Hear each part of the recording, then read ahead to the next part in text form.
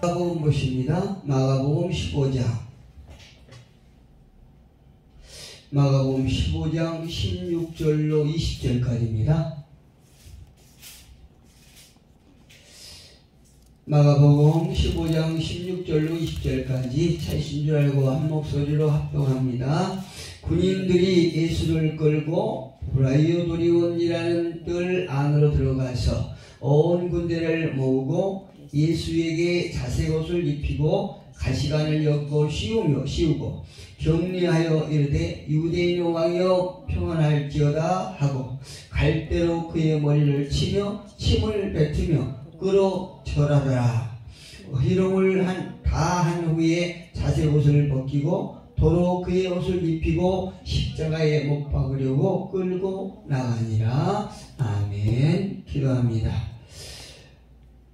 살아계신 우리 하나님, 지금도 우리와 함께 하시는 우리 하나님을 찬양하고 경배합니다. 죄가 없으신 분이 이 땅에 오셔서 죄에 대하여 고난을 받으시고 그 고난으로 말미암아 죄들이 나음을 입었음을 고백합니다. 오늘 또 말씀을 통해서 다시 한번 주님의 고난이 우리를 위한 고난이었음을 깨닫고 또한 오늘도 회개하는 마음으로 주님의 말씀을 우리가 받기를 원하오니 주님 도와주옵소서. 말씀이 영과 함께 우리 마음밭에 운행하실 것을 믿고 감사드리며 예수님의 이름으로 기도드립니다. 아멘. 할렐루야. 오늘 제목을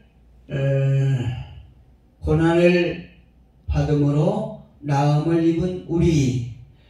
무엇이라고요? 고난을 받음으로 나음을 입은 우리라고 하는 제목을 가지고 함께 은혜를 나누겠습니다. 여러분, 예수께서 고난받는 이유가 무엇이라고 생각하십니까? 예수님께서 오늘 우리가 함께 봉독했던 본문에서도 보면 16절부터 20절까지 계속 고난을 당하시고 또한 조롱을 당하시고 희롱을 당하시는 그런 장면을 우리가 볼 수 있습니다. 예수님께서 고난을 당하시는데요, 그 고통은 육체적인 고통이 있고 또 정신적인 고통이 있고 또 영적인 고통까지 당하신 것을 우리가 성경을 통해서 볼 수 있습니다. 이사야 50장 14절에서는요 육체적인 고통을 기록하고 있는데 이렇게 기록했습니다. 전에는 그의 모양이 타인보다 상하였고 그의 모습이 사람들보다 상하였으므로 많은 사람이 그에 대하여 놀랐거니와 라고 선언하고 있습니다. 여기서 52장 14절에서 끝 대목에 그에 대하여 놀랐다 이런 말씀이 있습니다. 놀랐다 라고 하는 말씀은 종의 모습이 너무나 상하셨다는 말씀이에요. 이 로마 군병들에 의해서 얼마나 구타를 당하고 맞음을 당한 후에 너무나 그 모습이 이렇게 많이 상하였기 때문에 사람의 모습 같지 않았다는 얘기입니다. 놀랐다고 하는 것은요, 이 예수님께서 로마 군병들을 통해서 너무나 많이 맞아서 짐승과 같았다는 거죠. 그 모습이 짐승과 같았고 많은 사람들에게 조롱을 당했는데요, 네가 죄를 받아서 너의 죄로 인하여 하나님께서 너를 징벌하는 것이다, 이런 모욕을 당했다는 것을 여기 이사야 52장 14절에서 우리가 어렴풋이 짐작할 수 있습니다. 또 예수님은 정신적인 고통도 당하셨습니다. 정신적인 고통을 당하셨는데요, 마태복음 26장 56절에 가보면 이렇게 기록되어 제자들이 다 예수를 버리고 도망하니라 이렇게 기록되어 있어요. 그런데요, 이 마태복음 26장 56절에는 마태복음 26장 31절에서 예수님께서 말씀하신 그 애언이 성취된 그런 장면이라고 할 수 있습니다. 마태복음 26장 한번 가볼까요? 마태복음 26장 31절에 보면요, 이렇게 기록되어 있습니다. 31절 같이 한번 읽어볼까요? 그때에 예수께서 제자들에게 이르시되 오늘 밤에 너희가 다 나를 버리리라, 이렇게 되어 있습니다. 예수님께서 일찍이 제자들 향하여 예언하고 계시죠. 오늘 방금 전에 말씀드렸던 마태복음 26장 56절은 바로 31절에서 예수님께서 제자들 향하여 예언하셨던 그 예언이 성취되는 그런 장면이라고 할 수 있습니다. 근데 마가는 이 장면을 어떻게 기록되냐면 마가복음 14장 51절에 51절과 52절에 가보면 제자들이 얼마나 급했는지요, 옷을 벗어 던지고 도망갔다, 이렇게 기록되어 있습니다. 이 장면을 보면 제자들이 얼마나 다급하고 신속하게 또 황급히 그 자리를 벗어나다는 걸 볼 수 있습니다. 그만큼 겁에 질렸다는 얘기죠.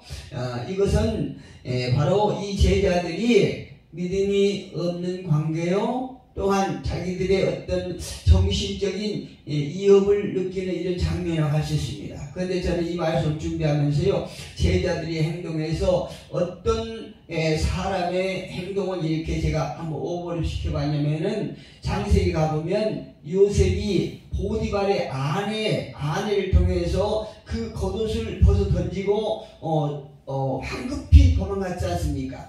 그런데 제자들이 여기서 황급히 도망가는 그 장면은 바로 예수님을 향한 그들이 아직 메시아이심을 깨닫지 못했던 관계로 그들이 신속하게 도망갔고, 요셉은 그 자리에서 빨리 벗어나야만이 그가 죄의 올무에 이렇게 묶이지 않기 때문에 황급히 도망갔다고 볼 수 있어요. 그러니까 아주 대조적이죠. 우리는 이 제자들이 겉옷을 벗고 황급히 그 자리를 빠져나가는 이런 우리 신속한 행동을 하는 것이 아니라, 요셉이 죄의 자리에서 그 죄의 올무에 얽히지 않기 위해서 신속하게 빠져나가는 이런 분별력을 가지는 저와 여러분이 됐으면 참 좋겠습니다. 예수님께서 육체적인 고난과 또한 정신적인 고난으로 고통을 받은 것으로 끝나는 것이 아니라 영적인 고통까지 겪고 있습니다. 마태복음 27장 46절에 가보면요, 예수님께서 하나님을 향하여 이렇게 절규하는 장면이 나옵니다. 나의 하나님, 나의 하나님, 어찌하여 나를 버리셨나이까? 라고 절규하는 대목이 나오죠.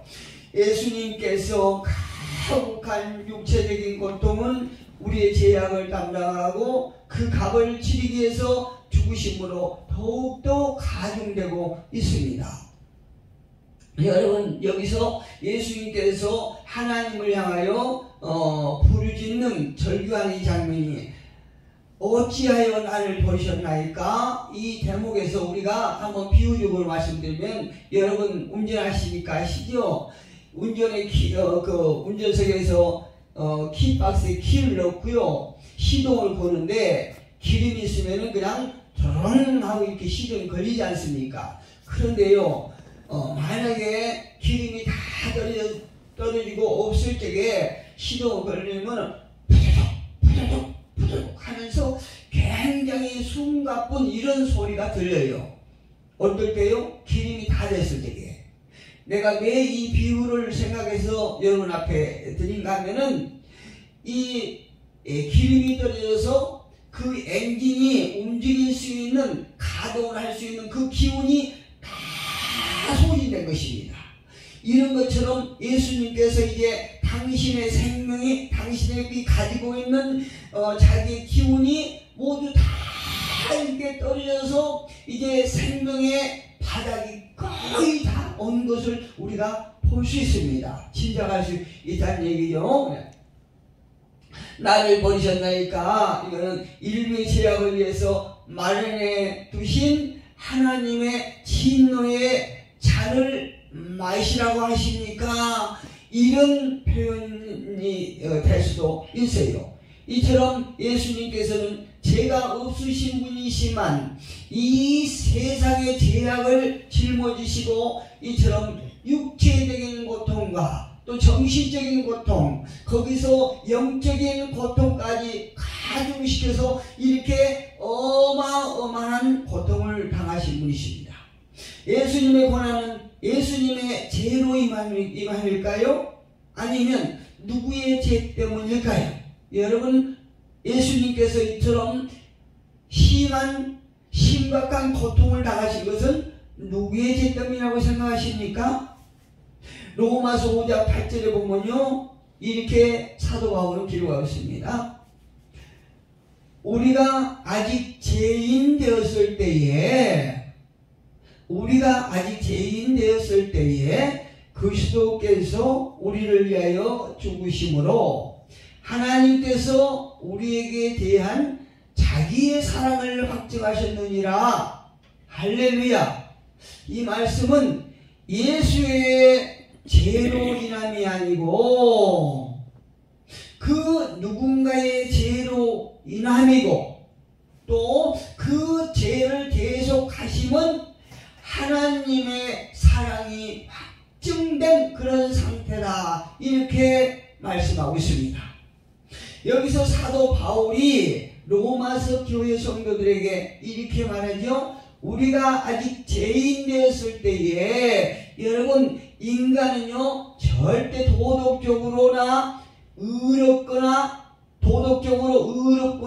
선하지 않는 사람일 뿐만 아니라 아담과 하와의 범죄로 시작된 인간은요 전적으로 타락하고 부패성에서 벗어나지 못한다는 사실을 저와 여러분이 고백하셔야 됩니다. 그리고 엊그제 어떤 목사님 통해서 우리가 설교를 은혜 받았지요. 우리가 늘 순간순간 하나님 앞에 회개하는 자세로 우리가 주님을 바라보셔야 되는 것이에요. 왜요? 우리가 때로는 내가 의롭다고 교만을 하지만 또 더 도덕적으로 선한 부분이 있다고 생각할지 모르지만 이거는 착각이라는 거죠.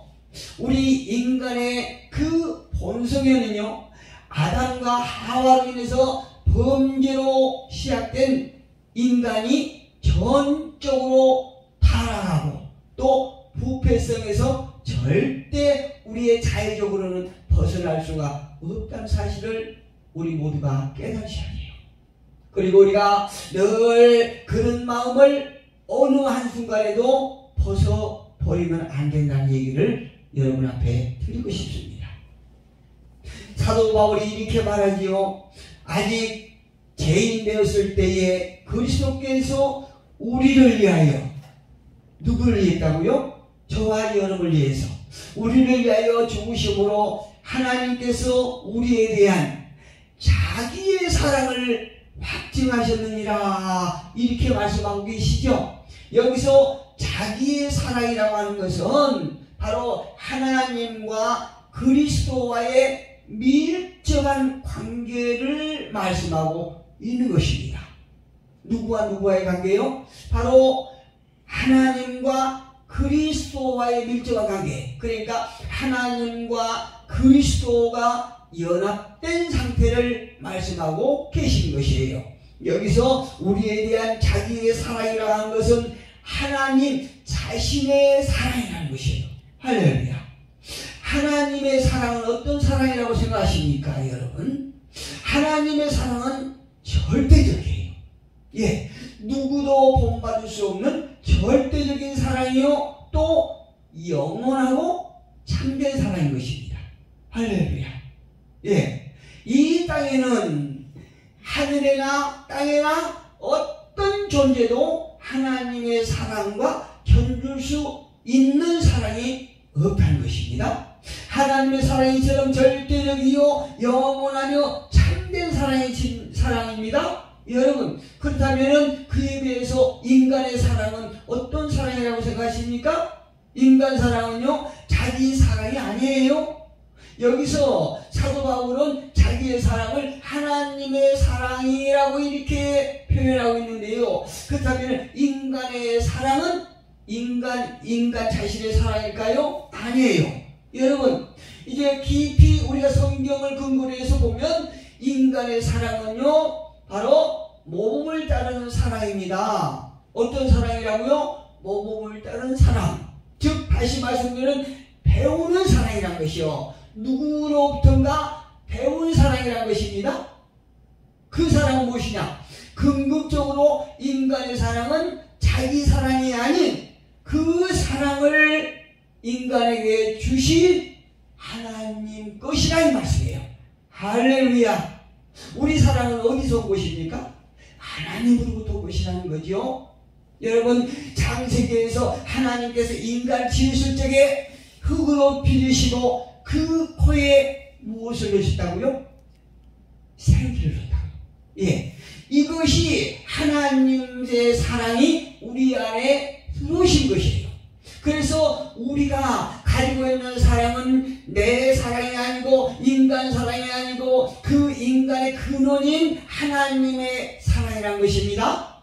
그래서요, 우리가 그 어떤 사람을 보았을 적에 그 사랑이 참 많고 사랑이 풍부한 이런 사람들 보면요, 그 사람 자체에 어떤 그만한 것이 있는 것이 아니고요, 그 위로 가보면 그 부모가 어떤 신앙생활을 잘한다든가 이렇게 해서 그 성경을 통해서 배운 사랑, 하나님으로부터 배운 사랑, 성령을 통해서 배운 사랑, 이런 사랑이 많은 부모 밑에서 자란 자녀들이 풍부한 사랑을 갖고 있다는 것을 우리가 알 수 있습니다. 저와 여러분이 하나님의 사랑이 항상 풍성하기를 주님으로 축복합니다. 요한 1서 한번 가볼까요? 요한 1서 4장 우리 한번 읽어볼까요? 요한 1서 4장 10절에 보면요, 요한은 이렇게 기록하고 있습니다. 10절에 보니까 사랑은 여기 있으니 우리가 하나님을 사랑한 것이 아니요 하나님이 우리를 사랑하사 우리 죄를 속하기 위하여 화목제물로 그 아들을 보내셨습니다. 할렐루야. 이 10절에 보니까 누구든지 하나님을 사랑하느라 하고 그 형제를 미워하면 이는 거짓말하는 자다, 이렇게 성경은 말씀하고 계십니다. 우리가 가지고 있는 사랑이 어떤 사랑이라고요? 하나님께서 저와 여러분에게 주신 사랑이라고 말씀하고 계십니다. 요한일서 2장 2절에는 이렇게 말합니다. 그는 우리 죄를 위한 화목제물이니 우리만 이해할 뿐이 아니요 온 세상의 죄를 이해하심이라. 요한복음 3장 16절의 말씀처럼 하나님이 세상을 이처럼 사랑하사 누구를 주셨다고요? 하나님 안에 계신 독생자를 주셨다는 거죠. 그 하나님의 사랑이 예수 그리스도 독생자를 통하여 이 세상에 나타났다는 얘기입니다. 그 사랑을 저와 여러분이 입은 것입니다. 예수님은 온 세상의 무거운 죄의 짐을 홀로 다 지셨다는 얘기예요. 그런데요, 이 세상에는 어떤 것도 다 목적이 있듯이 고난 역시 목적이 있습니다. 여러분 욥기를 한번 보면요, 욥의 친구들이나 그들 다 정의감이 작동하고 있는 사람들이고 또 그들 대화 속에서 인과 응보가 작동하는 사람들임을 우리가 알 수 있습니다. 욥의 친구들은요, 죄 짓지 않고 망한 사람이 없다라고 이야기하고 있죠. 그래서 욥이 지금 계속 무엇인가 절망적인 일이 생겼을 때에 그 욥의 친구들이 욥에게 한 얘기가 너도 죄가 있기 때문에 이 엄청난 일이 너에게 있는 것이다, 이런 식으로 이야기를 하지요. 정죄를 하지요. 그런데 욥은 자신은 욥은 생각하기를 자신은 죄를 짓지 않았는데 왜 내가 고난을 당하는가에 대해서 하나님께 부르짖겠습니다. 그런데 이 욥이 하나님께 자신의 죄를 이렇게 없다고 항변만 하는 것이 아니고 하나님께서 욥기 1장 1절에서 욥이 죄가 없음을 신원해 주신 대목이 있습니다. 욥기 1장 1절에 보니까 우수 땅에 욥이라 불리는 사람이 있었는데 그 사람은 온전하고 정직하여 하나님을 경외하며 악에서 떠난 자더라. 하나님께서 이렇게 말씀하신 거예요. 그렇기 때문에 욥은 죄가 없는데 욥이 고난을 받게 되는 것입니다. 그런 이런로 욥이 고난을 당하도록 하나님이 허락하신 이유는 무엇이라고 생각하십니까? 욥이 죄가 없음에도 불구하고 고난을 당하는 이유가 분명히 있을 텐데요. 그 고난을 당하게 하는 이유는 어디가 있습니까? 우리는요, 인간을 조금 벗어난 그 욥의 친구 엘리후의 말을 통해서 그 대답을 알게 됩니다. 그 이유는 욥을 연단하기 위해서 욥을 고통스럽게 한다. 할렐루야. 왜요? 욥이 죄가 없음에도 불구하고 그 고통을 주는 것은 욥을 연단하기 위해서 고통을 준 것이다. 이렇게 고난을 준 것이다. 말하고 있다는 것입니다. 그는 욥의 고백에서도 우리가 알 수 있어요. 욥이 그의 책 23장 10절에 보면 욥이 이렇게 고백합니다. 나의 가는 길을 그가 아시나니 그가 나를 단련하신 후에는 내가 정금같이 되어 나오리라. 할렐루야. 여러분 성경에 보면요, 고난이 없는 자는 사생아라고 말하고 있어요. 욥이 죄가 없음에도 불구하고 이처럼 고난을 받는 것은 내가 이 고난을 통하여 단련된 후에는 더욱더 정금같이 되어서 나오리라. 하나님께서 욥에게 이토록 고통을 주시는 이유는 그를 정금같이 만들기 위함이다 라는 것을 우리가 알 수 있습니다. 이것이 하나님께서 고난을 주신 목적이라는 거예요. 여러분, 우리 중에 내 삶이 고난 중에 있다고 생각하시는 분 계십니까? 그러나 소망을 가지시길 바랍니다. 하나님께서 여러분에게 고난을 주신 목적은 바로 여러분을 정금같이 만들기 위해서 하나님의 사람으로 합당하지 않는 불순물을 제거하기 위해서 고통을 주시는 중이라고 여러분 생각하시기를 바랍니다. 하나님의 사람들에게는 고난이 있습니다. 하나님의 사람에게 고난이 없으면 사생자요, 하나님의 자녀가 아니라고 히브리서 기자도 말하고 있지 않습니까? 하나님은 욥을 고난을 통해서 연단했고 고난을 주신 목적인 것입니다. 이사야는 예수님의 고난을 예언을 한 사람입니다. 이렇게 말해요. 그는 누굽니까? 하나님의 아들 독생자. 독생자는 멸시를 받아 사람들에게 버림을 받았으며 간구를 많이 겪었으며 질고를 아는 자라. 마치 사람들이 그에게서 얼굴을 가리는 것 같이 멸시를 당하고 우리도 그를 귀히 여기지 아니하였도다. 이렇게 애언하고 있습니다. 이와 같이 멸시천대 조롱을 받게 된 이유가 있겠지요. 그가 찔림은 우리의 허물 때문이요, 그가 상함은 우리의 죄악 때문이라 이렇게 말하지 않습니까? 예수님께서 죄가 있으셔서 이토록 멸시를 받고 천대받고 조롱을 받는 것이 아니고 저와 여러분의 허물 때문이라는 거죠. 예수님께서 고난받는 이유와 결과는 무엇일까요? 그가 징계를 받음으로 예수님께서 많은 자들에게 멸시받고 천대받고 조롱을 받게 됨으로 우리는 평화를 누리고 그가 채찍에 맞음으로 우리는 나음을 받았도다. 할렐루야. 어떻게요?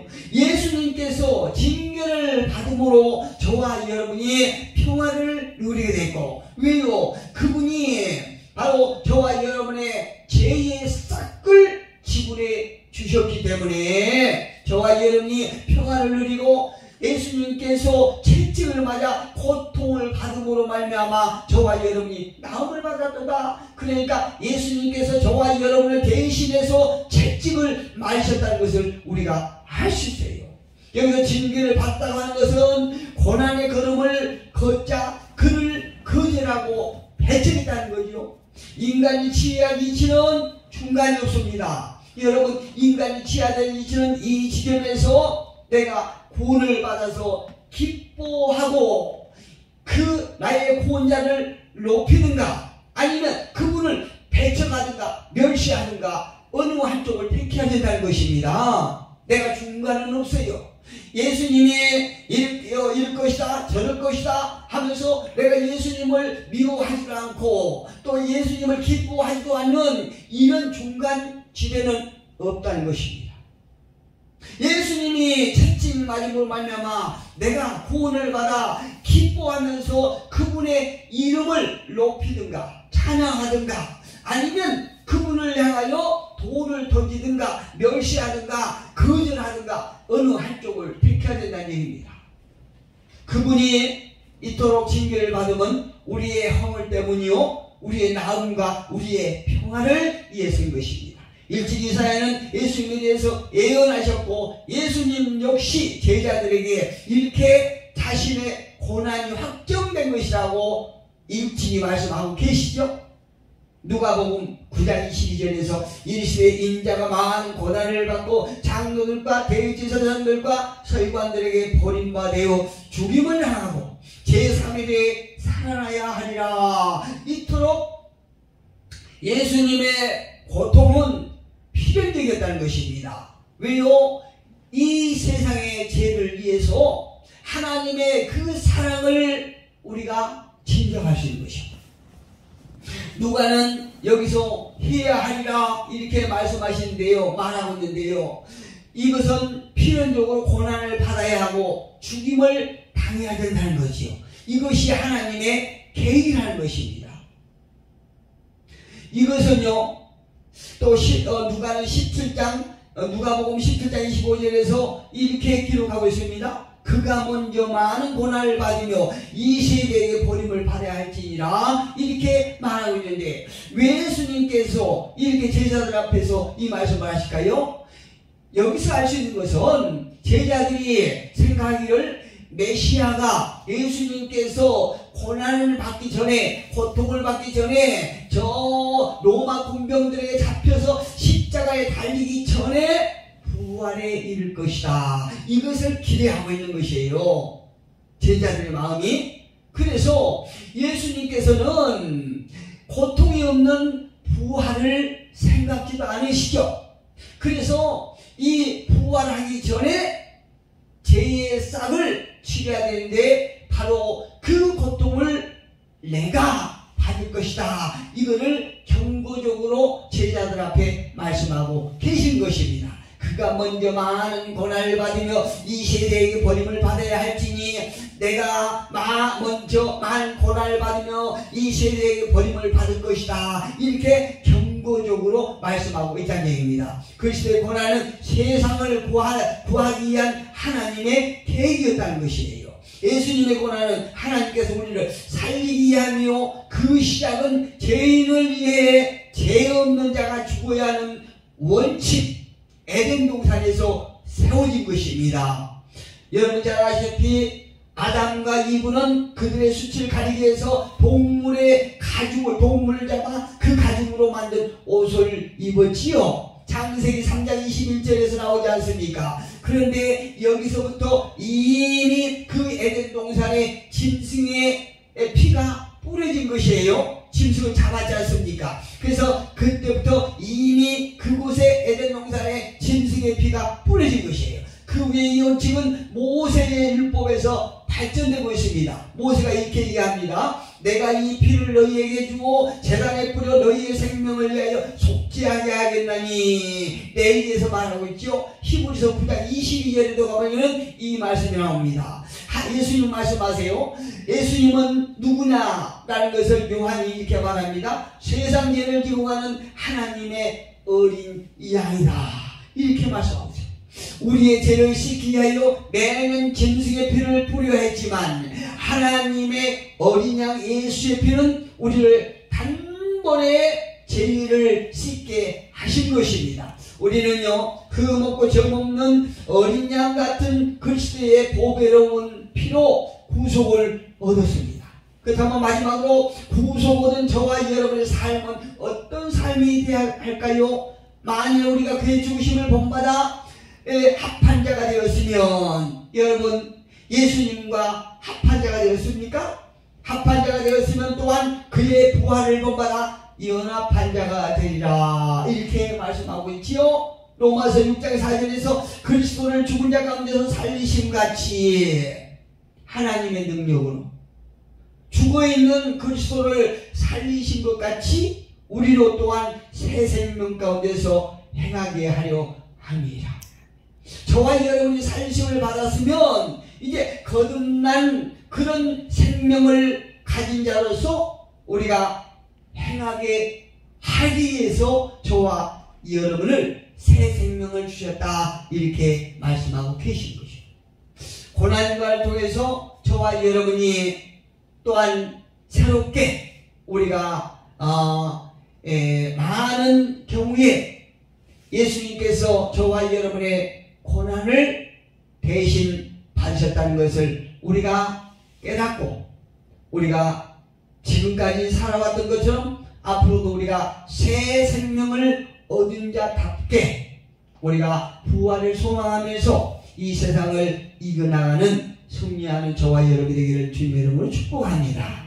기도하겠습니다. 사랑이 많으신 우리 하나님, 감사합니다. 예수님께서 죄가 없으신 분이 우리를 위하여 생명을 주시고 우리로 새 생명을 얻게 하신 그 은혜 감사합니다. 하나님의 사랑을 입은 저희들 늘 하나님의 사랑을 나누는 귀한 삶을 살 수 있도록 성령께서 도와주옵소서. 감사드리며 예수 그리스도 이름으로 기도드리옵나이다. 아멘.